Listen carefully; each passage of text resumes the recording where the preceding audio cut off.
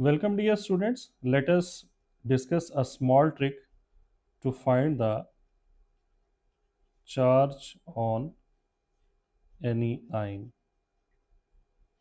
You know that ions they are of two types. One are the positive ions which are cations and other are the negative ions which are the anions. Cations are usually produced by the metal atoms when they lose electrons and anions are produced by the non-metal atoms when they gain electrons. Now, how we can find the charge on any ion? Let us first discuss the positive ion. Charge on any cation that is actually equal to plus group number of that ion. For example, group 1A, 2A, and 3A they usually form the cations.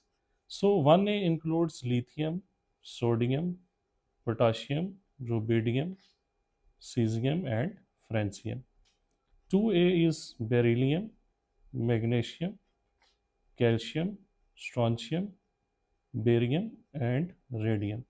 And 3A includes boron, aluminium, gallium, indium, and thallium.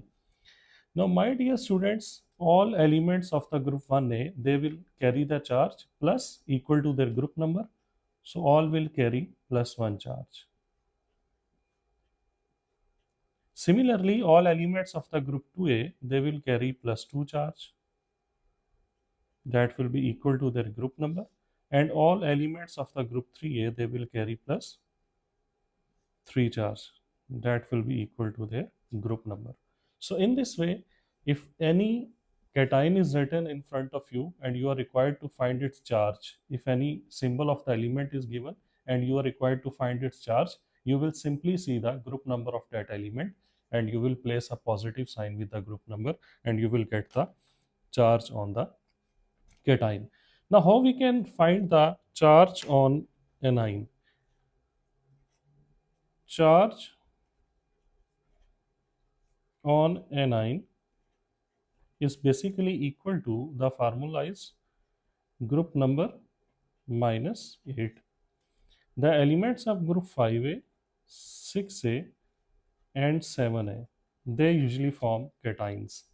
Now 5A includes nitrogen, phosphorus, arsenic, antimony, and bismuth. 6A includes oxygen, sulfur, selenium, tellurium, and polonium. And 7A includes fluorine, chlorine, bromine, iodine, and astatine. These are the metals. They are highly reactive one. They are radioactive usually. So ignore them. And all the remaining, the formula is group number minus 8. So it has group number 5. 5 minus 8, they should carry minus 3 charge. And nitrogen, phosphorus, they usually carry minus 3 charge.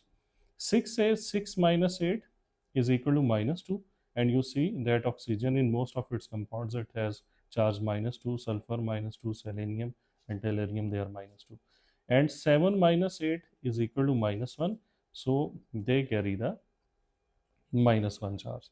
So in this way, just looking at the symbol of the element and having an idea of its group number, you can simply find what should be the charge on that symbol. So this was all about the charge on ion.